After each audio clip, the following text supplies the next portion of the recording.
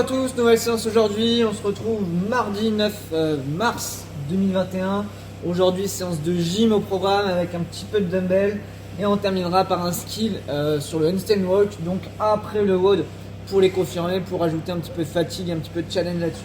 Comme d'habitude, si vous n'êtes pas abonné à la chaîne, pensez à vous abonner. Pensez à partager également les vidéos à votre entourage. Et pensez à activer les notifications pour recevoir chaque nouvelle vidéo. Pour l'échauffement, on va démarrer avec le pet flow, donc relativement classique sur 5 minutes. Les déplacements habituels, la marche du canard, de l'ours, de l'araignée, etc. Vraiment mobiliser l'ensemble du corps.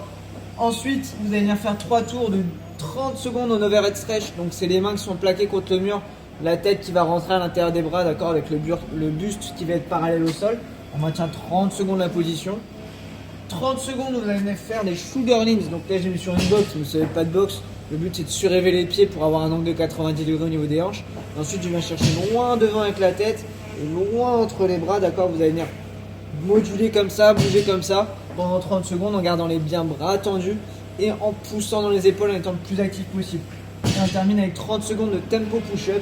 Donc, je viens contrôler la descente sur 3 secondes. Je maintiens la tension en bas, je contrôle la montée sur 3 secondes. Et on fait ça pendant 30 secondes. Vous pouvez les faire sur les genoux, bien évidemment, c'est l'échauffement.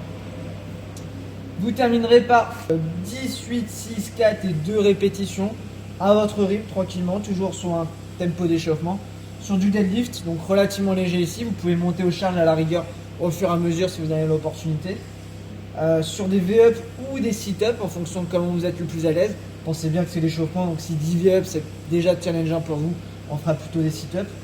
Cossack squats, donc on pense bien les pieds bien écartés, jambes opposées tendues et je descends bien sur mon pied en gardant bien à plat, en gardant loin devant. Et des tirages, donc là avec haltère, avec élastique, avec kettlebell que vous avez, buste penché pour venir mobiliser les dorsaux et les biceps. Donc ça terminera notre échauffement. Ensuite vous avez une partie WOD et une partie skill.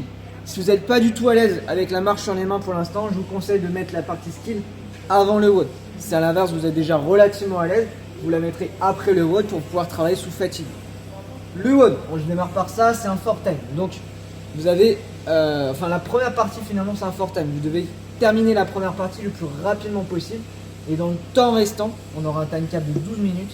Il faudra cumuler un maximum de répétitions en strict HSPU. Donc vous avez 2 scores ici.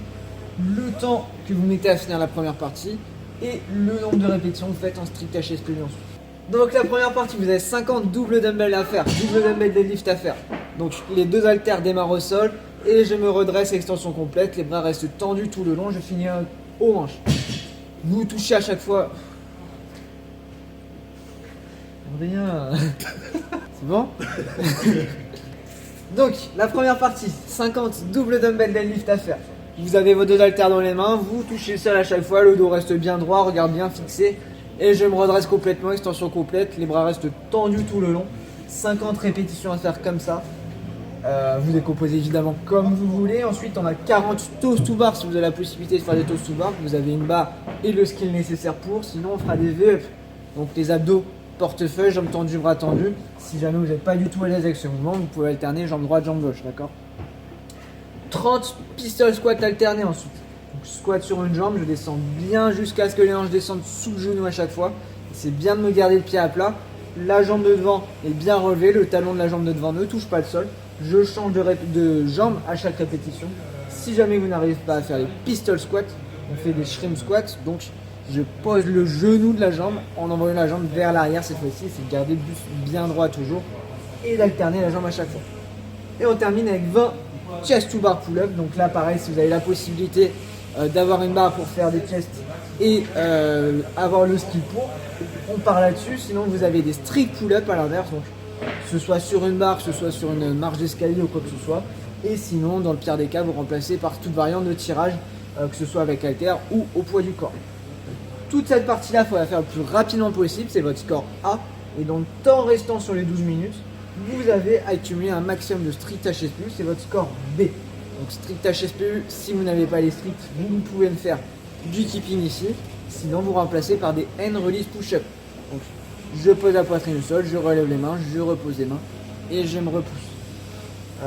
Donc si vous mettez admettons 9 minutes pour terminer la première partie, il vous reste 3 minutes ici pour cumuler un max de répétitions. Okay. Ça c'est bon pour la partie WOD. On a ensuite la partie skill. Comme je vous ai dit, si vous n'êtes pas du tout à l'aise avec la marche sur les mains, mettez-la avant le WOD, d'accord? Allez pas rajouter de la fatigue. Sinon on va la travailler sous fatigue et ça va être intéressant. 3 tours à faire, donc de la marche latérale que vous allez faire le premier tour, soit sur une box ou sur un canapé ou quelque chose, en ayant du coup les pieds qui reposent sur un support et la hanche qui va être cassée à 90 degrés. Je viens de déplacer de 5 à 10 pas d'un côté, puis de 5 à 10 pas de l'autre côté. Le deuxième tour, ce sera face au mur, d'accord? Donc avec la poitrine qui va venir se coller au mur. Et le dernier tour, ce sera dos au mur, donc avec le derrière de la tête qui va être face au mur. Vous avez comme deuxième exercice des shoulder taps que vous allez faire premier tour face au mur, donc avec la poitrine face au mur. Donc je viens bien un peu toucher l'épaule opposée à chaque fois, je fais 10 à 20 répétitions. Deuxième tour, vous allez faire ça dos au mur. Et dernier tour, on va essayer de les faire en freestanding, donc sans aucun maintien, d'accord? Si jamais ça reste trop compliqué, vous pouvez vous mettre latéralement par rapport au mur et juste venir reposer votre pied légèrement sur le côté pour avoir une légère stabilité à ce niveau-là. Et dernier exercice, ça va être de la marche sur les mains. Donc soit 5 à 10 mètres si vous êtes à l'aise, soit sinon de venir cumuler 3 tentatives de max de distance, d'accord? Donc je fais exercice 1, 2, 3, ça c'est mon premier tour, et je fais ça 3 fois en complexifiant à chaque fois, ok? On est bon pour cette séance-là. Je vous souhaite un bon courage avec ça. Comme d'habitude, je reste disponible si vous avez des questions par message.